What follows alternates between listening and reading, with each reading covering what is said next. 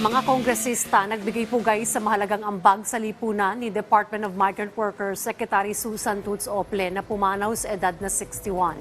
Binigyang diin ang kahalagahan ng pagbuo ng Magna Carta of Filipino Migrant Workers sa bansa bilang pagpapatuloy sa legasiyang iniwan ni Secretary Ople para sa mga OFW.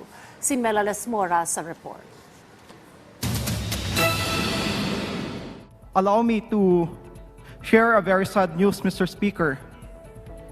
That of the passing of this afternoon of DMW Secretary Tutts Ople, a true champion on the rights and welfare of our migrant workers. Binigyang pugay ng mga kongresista ang kadakilaan at mahalagang ambag sa lipunan ni Department of Migrant Workers Secretary Susan Tutts Ople na pumanaw na sa edad na 61. Sa plenary session ng Kamara, binigyang diin ni House Committee on Overseas Workers Affairs Chairman Ron Salo ang kahalagahan ng pagbuo ng Magna Carta of Filipino Migrant Workers sa bansa bilang pagpapatuloy na rin sa legasiyang iniwan ni Secretary Ople para sa mga OFW. By supporting the adoption of this Magna Carta, we send a resounding message that we recognize and honor their sacrifices and that we stand by them in your journey toward a better life. Ayon kay House Speaker Martin Romualdez, nakikiramay ang Kamara sa mga naulilang mahal sa buhay ng pumanaw na kalihim